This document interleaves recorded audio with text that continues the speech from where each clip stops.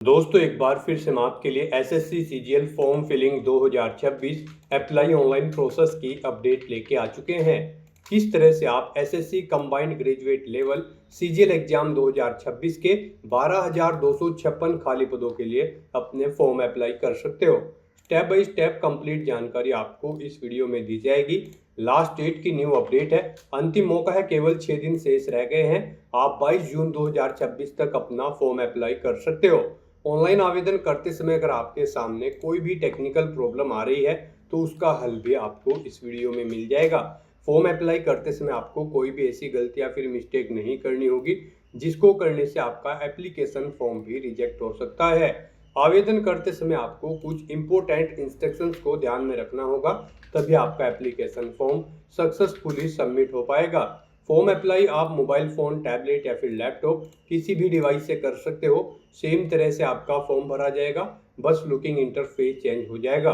Online apply करते समय आप अपना one time registration OTR registration कैसे करोगे, कैसे पर्सनल डिटेल, क्वालिफिकेशन डिटेल आपको फिल करनी होगी, लाइव फोटो कैप्चर आप कैसे करोगे, फेस ऑथेंटिकेशन आपको कैसे करना होगा, डॉक्यूमेंट सिग्नेचर आपको कैसे और कितने केबी में अपलोड करने होंगे, फीस पेमेंट करते हुए रजिस्ट्रेशन से लेकर प्रिंट तक आप कैसे अपना फॉर्म अप्लाई करोगे।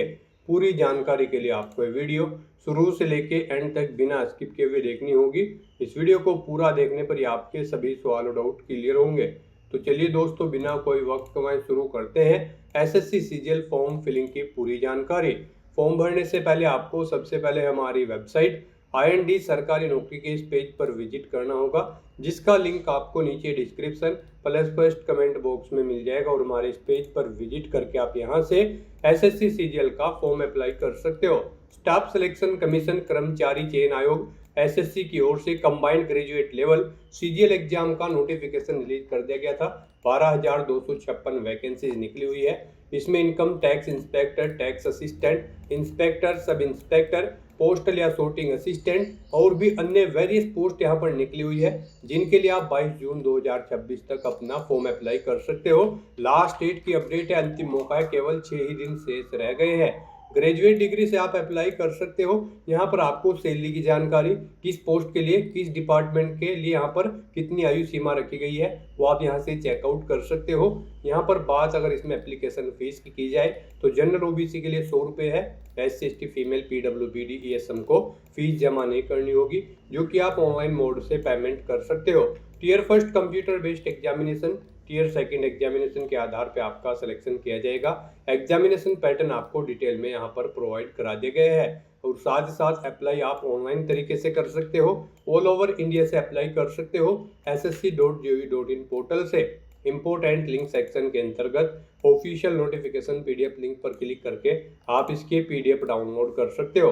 इसमें आपको इंपोर्टेंट डेट्स की यहाँ पर ये टेबल दे दी गई है। साथ ही साथ यहाँ पर आपको सैलरी की जानकारी, एज लिमिट की जानकारी पोस्ट वाइज डिटेल में प्रोवाइड करा दी गई है। नेशनलिटी या citizenship, age limit, age relaxation की इंफॉर्मेशन आपको यहाँ पर देखने को मिल जाएगी। साथ ही साथ इसी PDF में आपको यहाँ पर एग्जामिनेशन सेंटर की लिस्ट दे दी गई है ऑल ओवर इंडिया के अंतर्गत। एग्जाम पैटर्न आपको डिटेल में दिया गया है, साथ साथ सिलेबस आपको टॉपिक वाइज, सब्जेक्ट वाइज यहाँ पर डिटेल में पूरा प्रोवाइड करा दिया गया है। तो यहाँ पर आपको कंप्लीट डिटेल दे दी गई है। फॉर्म अप्लाई से रिलेटेड भी आप चेकआउट कर सकते हो। इसमें आपको किस प्रकार से अपना वन टाइम रजिस्ट्रेशन कंप्लीट करना होगा, कैसे लाइव फोटो कैप्चर करोगे, डॉक्यूमेंट सिग्नेचर कैसे अपलोड करोगे, फेस ऑथेंटिकेशन आपको कैसे करना होगा, कैसे आपको अपनी सभी डिटेल यहाँ पर इसमें स्टेप बाय स्टेप फिल करनी होगी। पूरी जानकारी के लिए आपको एक कंप्लीट PDF रीड आउट करना अनिवार्य है। इसको पूरा पढ़ने से ही आपके सभी सवाल और डाउट क्लियर होंगे। PDF रीड आउट करने के बाद में आपको अप्लाई ऑनलाइन के इस लिंक पर क्लिक करना होगा, तो आपके सामने ऑनलाइन आवेदन करने का ये ऑफिशियल पोर्टल ओपन हो जाएगा। गाइस, यहाँ पर आने के बाद आपको इस वेबसाइट के टॉप पर ही लॉगिन और रजिस्टर की ये टैब दी गई है। आपको इस पर क्लिक करना है। उसके बाद आपके सामने ये पॉपअप शो होगा। यहाँ पर अगर आपने पहले से रजिस्ट्रेशन कर रखा है और अपनी आधार इनेबल प्रोसेस कंप्लीट कर रखी है, तो यहाँ पर बस अब आपको अपना रजिस्ट्रेशन नंबर एंटर करना है, अपना पासवर्ड आपको एंटर करना है, ये कैप्चा कोड आपको यहाँ पर एंटर करना है और लॉगिन की इस टैब पर क्लिक करते हुए हुए आपको अपने डैशबोर्ड में लॉगिन कर लेना है और वहां से अपना फॉर्म अप्लाई करना है। गाइज हम आपको बता दें यहाँ पर एसएससी ने आधार इनेबल प्रोसेस कर दिया है।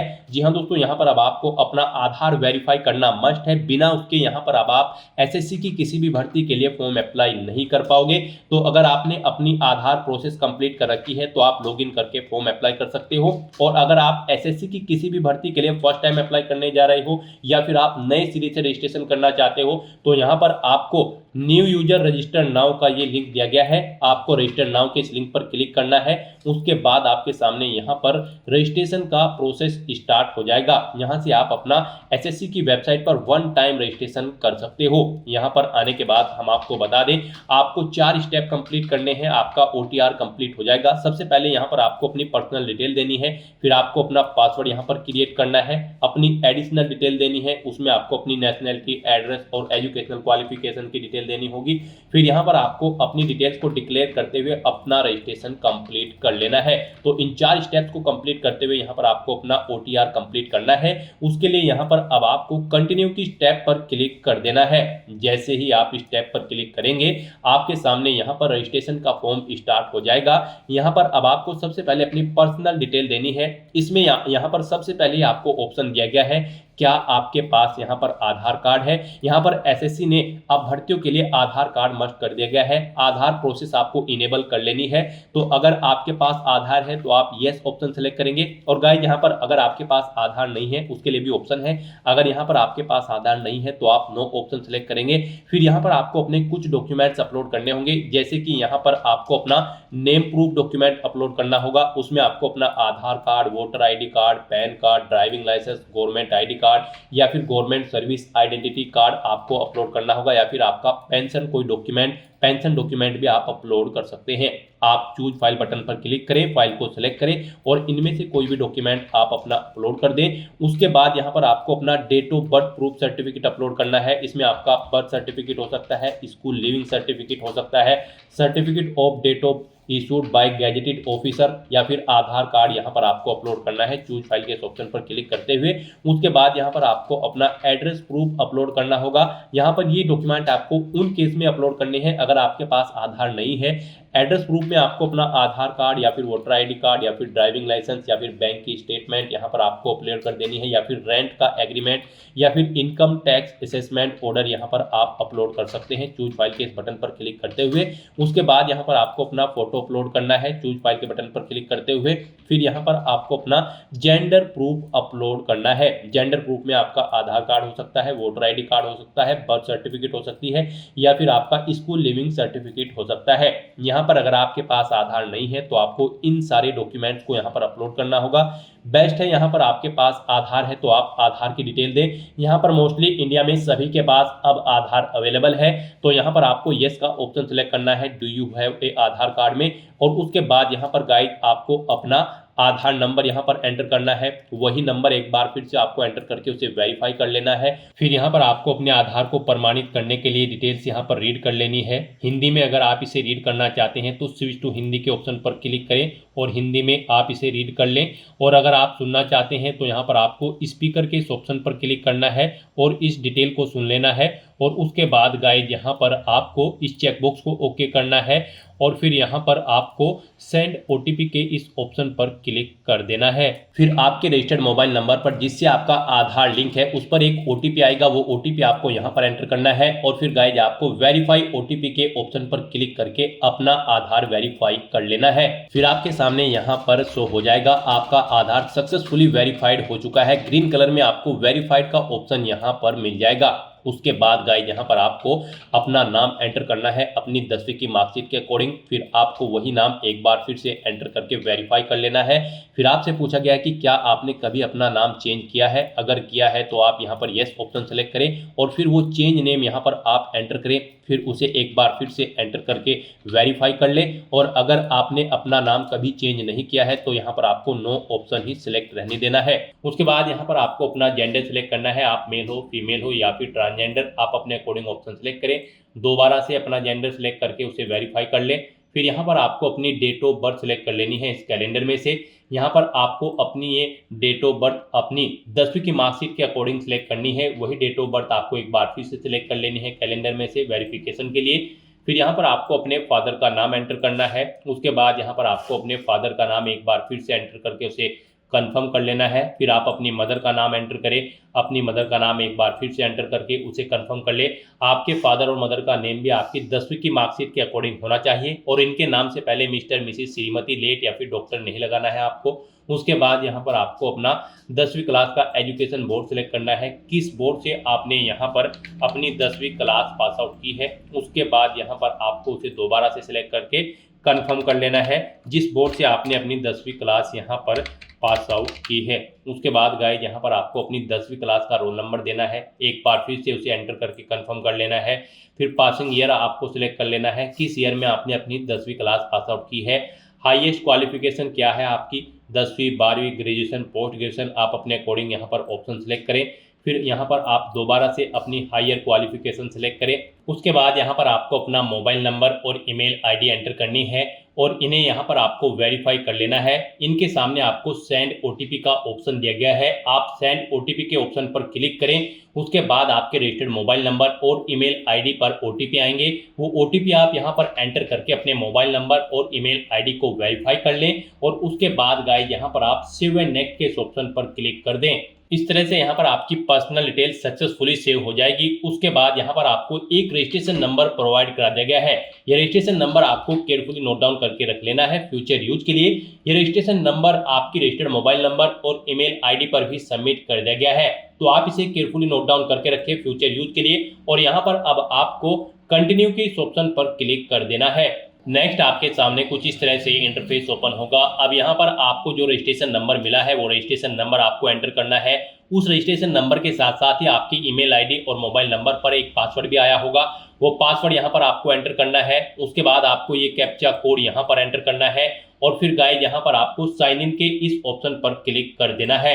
नेक्स्ट यहाँ पर आपको अपना पासवर्ड चेंज करना है। यहाँ पर अब आपको सबसे पहले अपना ओल्ड पासवर्ड एंटर करना है, वो वाला पासवर्ड जो आपके रजिस्टर्ड मोबाइल नंबर और ईमेल आईडी पर आया है आपके रजिस्ट्रेशन नंबर के साथ। और उसके बाद यहाँ पर आपको अपना नया पासवर्ड क्रिएट करना है। यहाँ पर इस पासवर्ड को क्रिएट करने के लिए आपको गाइडलाइन दी गई है। आपका पासवर्ड कम से कम 8 कैरेक्टर का होना चाहिए और ये अल्फा न्यूमेरिक फॉर्मेट में होना चाहिए। मींस आपके पासवर्ड में कम से कम एक अपर केस कैरेक्टर, एक लोअर केस कैरेक्टर, एक इंटीजर नंबर, एक स्पेशल कैरेक्टर जैसे कि @ या फिर $, होना चाहिए। तो इस फॉर्मेट में यहाँ पर आपको अपना पासवर्ड क्रिएट करना है। वही पासवर्ड आपको कंफर्म पासवर्ड फील्ड में एंटर करना है। उसके बाद यहाँ पर आपको एक सिक्योरिटी क्वेश्चन सेलेक्ट करना है।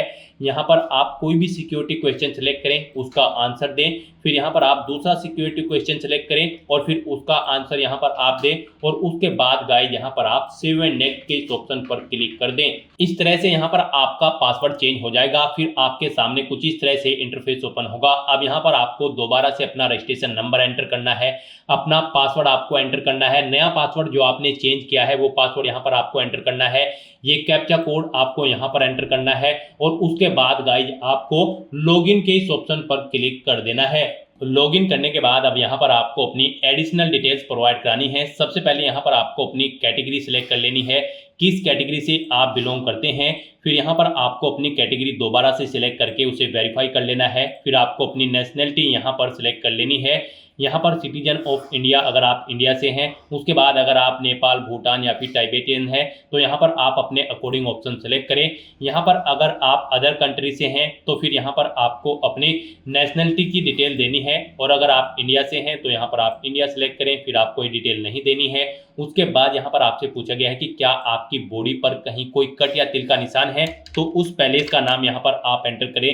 नहीं है तो यहाँ पर आप नो मार्क एंटर कर दें। उसके बाद आपसे पूछा गया है कि क्या आप PWBD कैंडिडेट हैं, अगर हैं तो यहाँ पर आप यस ऑप्शन सेलेक्ट करें और फिर अपनी डिसेबिलिटी का टाइप सेलेक्ट करें और फिर यहाँ पर आपको अपना डिसेबिलिटी सर्टिफिकेट नंबर देना होगा अगर आप PWBD कैंडिडेट हैं। और अगर नहीं है तो यहाँ पर आप नो ऑप्शन सेलेक्ट करें, आगे की डिटेल आपको डिसेबल कर दी जाएगी। उसके बाद यहाँ पर आपको अपना परमानेंट एड्रेस एंटर करना है। फिर यहाँ पर आपको अपना परजेंट एड्रेस एंटर करना है और अगर आपका परजेंट एड्रेस आपके परमानेंट एड्रेस के अकॉर्डिंग सेम है तो यहाँ पर आप यस के इस ऑप्शन पर क्लिक करेंगे, ऑटोमेटिकली आपका प्रेजेंट एड्रेस आपके परमानेंट एड्रेस के अकॉर्डिंग फिल हो जाएगा।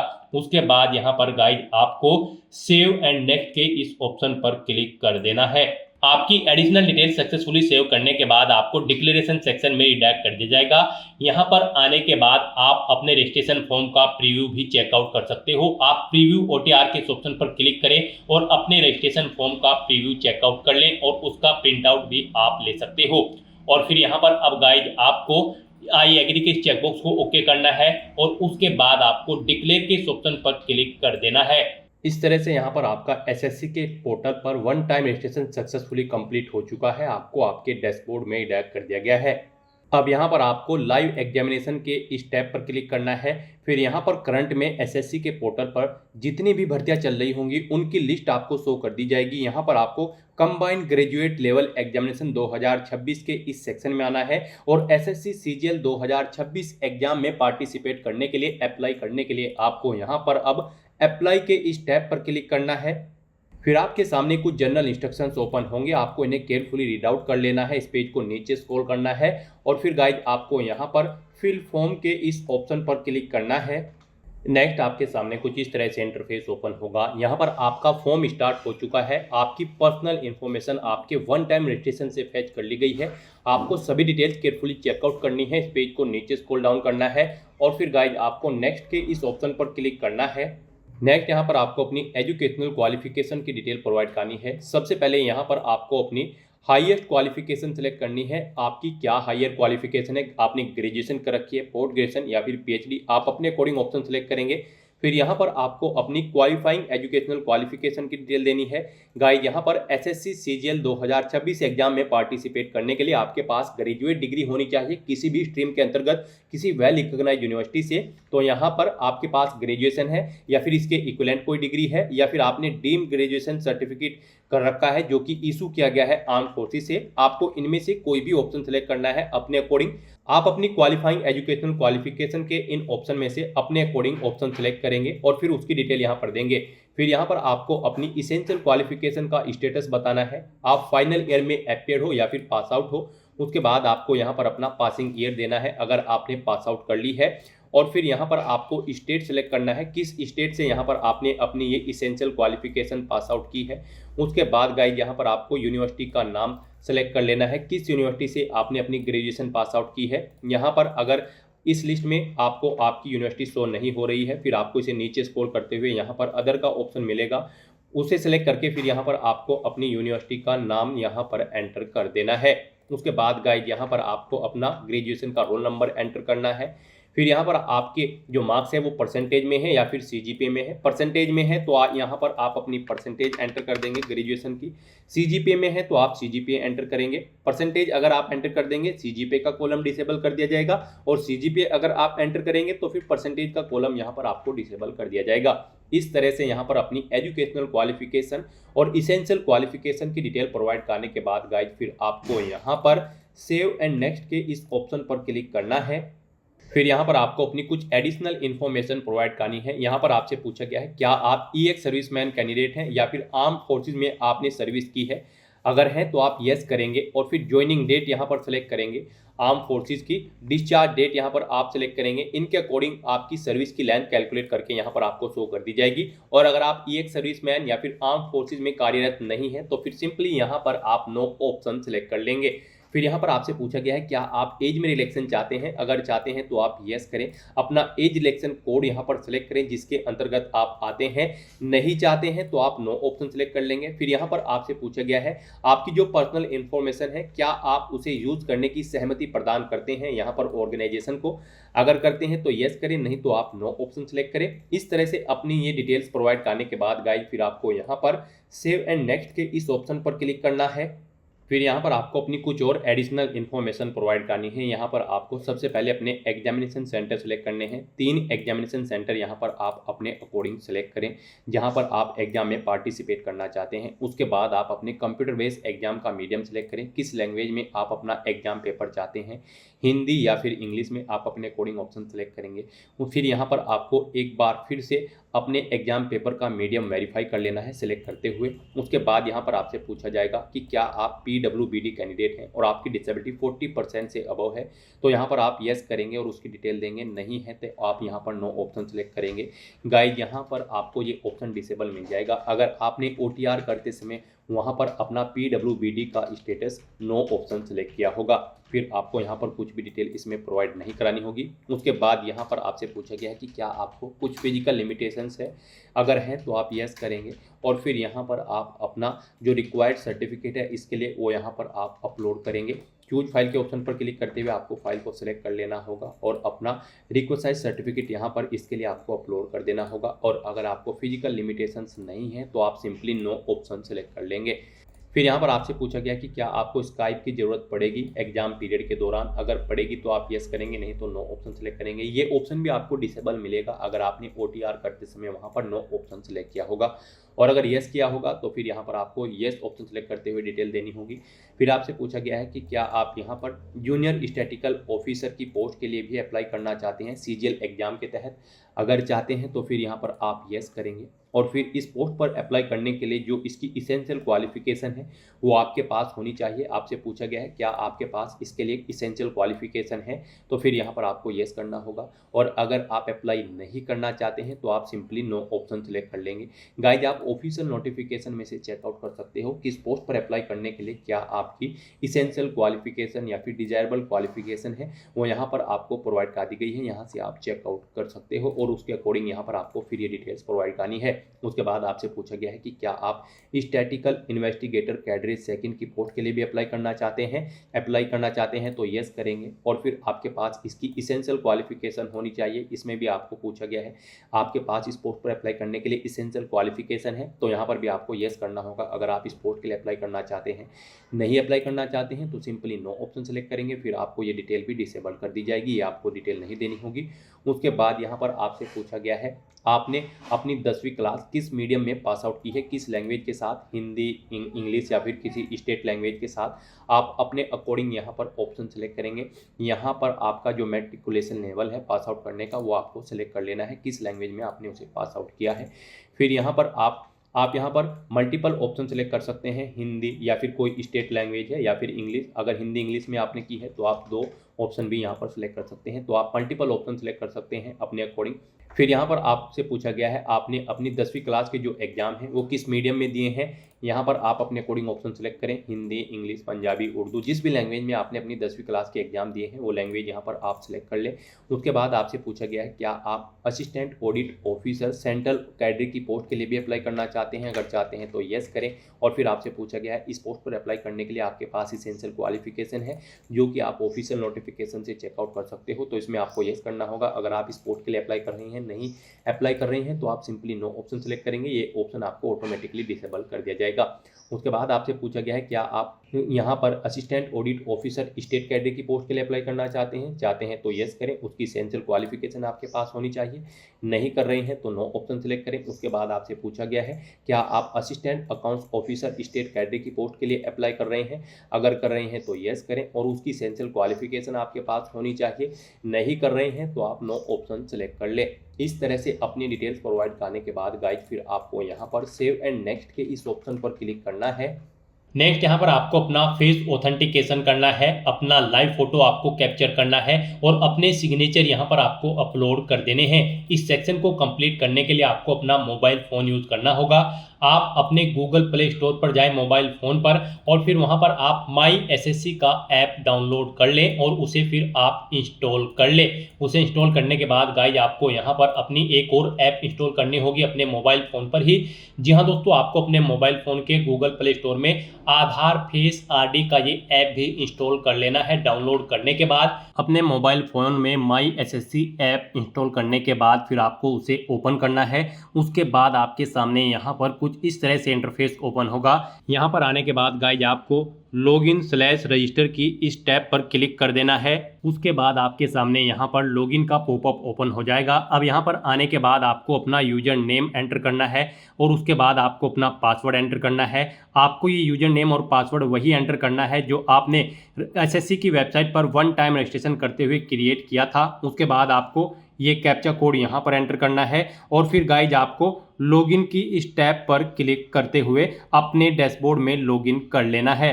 फिर यहाँ पर आपका डैशबोर्ड आपके सामने शो हो जाएगा। यहाँ पर आने के बाद अब आपको डैशबोर्ड के इस ऑप्शन पर क्लिक करना है। यहाँ पर आने के बाद में आपको माई एप्लीकेशन की इस टैब पर क्लिक करना है। फिर यहाँ पर आपके सामने जो भी करंट में वैकेंसी चल रही है उनकी लिस्ट शो कर दी जाएगी। आप यहाँ पर एसएससी की जिस भी भर्ती के लिए अप्लाई करना चाहते हैं उसी भर्ती के लिए आपको कंटिन्यू की टैब पर क्लिक करना होगा। यहाँ पर आपको आपकी पर्सनल डिटेल शो कर दी जाएगी। इसी तरह से आपको एजुकेशनल डिटेल शो कर दी जाएगी। उसके बाद में एडिशनल इंफॉर्मेशन शो कर दी जाएगी और उसके बाद में आधार ऑथेंटिकेशन वेरिफिकेशन की डिटेल शो की जाएगी। तो आपको सेव एंड नेक्स्ट की टैब पर क्लिक करते हुए step by step Aadhaar authentication verification के सेक्शन में आना होगा। यहाँ पर आने के बाद में आपको इस चेकबॉक्स को ओके करना होगा और यहाँ पर आधार फेस ऑथेंटिकेशन की टैब पर क्लिक करना होगा। आधार फेस ऑथेंटिकेशन की टैब पर क्लिक करने के बाद में आपको आधार फेस आरडी का एप्लीकेशन डाउनलोड करना है। अगर आपके मोबाइल में पहले से ही आधार फेस आरडी इंस्टॉल्ड है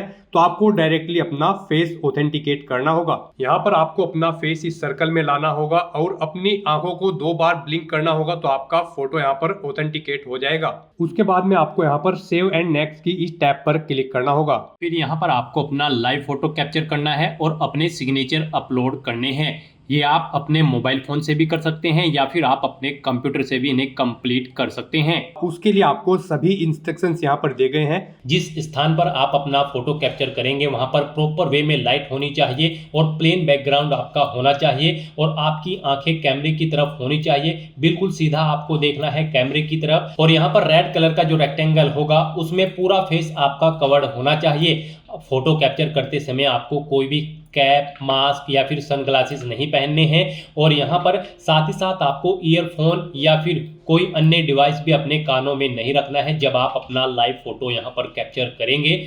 और उसके बाद में आपको कैप्चर लाइव फोटो की टैब पर क्लिक करते हुए अपना फोटो लाइव कैप्चर कर लेना होगा। लाइव फोटो कैप्चर करने के लिए आपको अपना फेस इस सर्कल के अंतर्गत लाना होगा। फोटो कैप्चर करने के लिए आपको अपना फेस इस तरह से लाना होगा जैसे कि आपका पासपोर्ट साइज फोटो होता है। फिर आपको इस ऑप्शन पर क्लिक करते हुए अपना फोटो कैप्चर कर लेना होगा। फिर यहाँ पर आपको अपने सिग्नेचर अपलोड करने होंगे। सिग्नेचर आपके 10 KB से 20 KB के बीच में होने चाहिए। जेपीईजी या फिर जेपीजी फॉर्मेट में आपके सिग्नेचर होने चाहिए। डायमेंशन उनकी 6.0 सेंटीमीटर उनकी विड्थ और 2.0 सेंटीमीटर उनकी हाइट होनी चाहिए।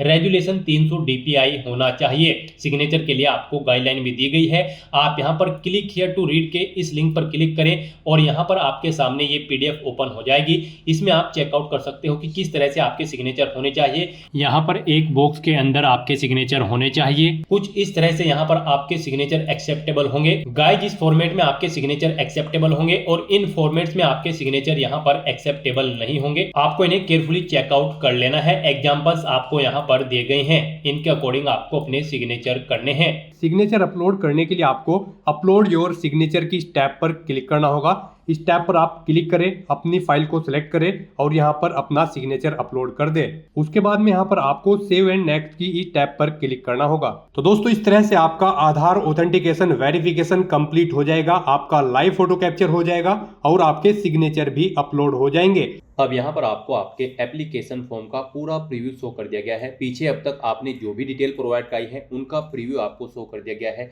आपको सभी डिटेल्स केयरफुली चेकआउट करनी है। इस पेज को नीचे स्क्रॉल डाउन करना है और गाइज अब आपको यहाँ पर अगर कोई मिस्टेक नजर आ रही है तो आप गो बैक के ऑप्शन पर क्लिक करके एडिट कर सकते हैं और अगर सभी चीजें ओके हैं तो बस यहाँ पर अब आपको सेव एंड नेक्स्ट के इस ऑप्शन पर क्लिक करना है। फिर आपके सामने डिक्लेरेशन सेक्शन ओपन होगा। अब यहाँ पर आने के बाद आपको इन डिटेल्स को रीड आउट कर लेना है। आई एग्री के इस चेकबॉक्स को ओके करना है। ये कैप्चा कोड आपको यहाँ पर एंटर करना है और उसके बाद गाइज फिर सबमिट के इस ऑप्शन पर क्लिक करना है। इस तरह से यहाँ पर आपका एप्लीकेशन फॉर्म सक्सेसफुली सबमिट हो चुका है। अगर आप रिजर्व कैटेगरी से बिलोंग करते हैं और अगर आप जनरल ओबीसी कैटेगरी कैंडिडेट हैं तो पहले आपको 100 रुपये एप्लीकेशन फीस के रूप में जमा कराने होंगे, जो कि आप debit card, credit card, net banking या फिर यूपीआई के माध्यम से जमा करा सकते हो। यूपीआई आपके लिए बेस्ट ऑप्शन रहेगा। आप क्यूआर कोड को स्कैन करते हुए अपना फीस पेमेंट कर दें, फिर यहाँ पर अनरिजर्व कैटेगरी कैंडिडेट का भी फॉर्म सबमिट हो जाएगा, उनके सामने भी यही इंटरफेस ओपन हो जाएगा। तो गाइस यहाँ पर आपका फॉर्म सक्सेसफुली सबमिट हो चुका है। यहाँ पर आपका फॉर्म तो सबमिट हो चुका है, लेकिन इसका कंटेंट वेरिफिकेशन अभी पेंडिंग है, यानी कि आपने जो डिटेल प्रोवाइड कराई है वो यहाँ पर चेक की जाएगी, फिर उसके बाद उसका वेरिफिकेशन होने के बाद आपको आपके एप्लीकेशन फॉर्म का स्टेटस शो किया जाएगा। तो यहाँ पर अब आपको प्रिंट एप्लीकेशन फॉर्म के इस ऑप्शन पर क्लिक करके अपने एप्लीकेशन फॉर्म का एक हार्ड कॉपी या फिर सॉफ्ट कॉपी प्रिंट आउट ले लेना है फ्यूचर यूज के लिए, फ्यूचर रेफरेंस के लिए। तो दोस्तों ऐसे आप एसएससी सीजीएल 2026 के लिए अपने फॉर्म अप्लाई कर सकते हो बिना कोई मिस्टेक किए हुए। आज की इस वीडियो में बस इतना ही। आई होप ये वीडियो आपको पसंद आई होगी।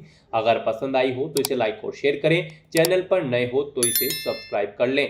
Thanks for watching.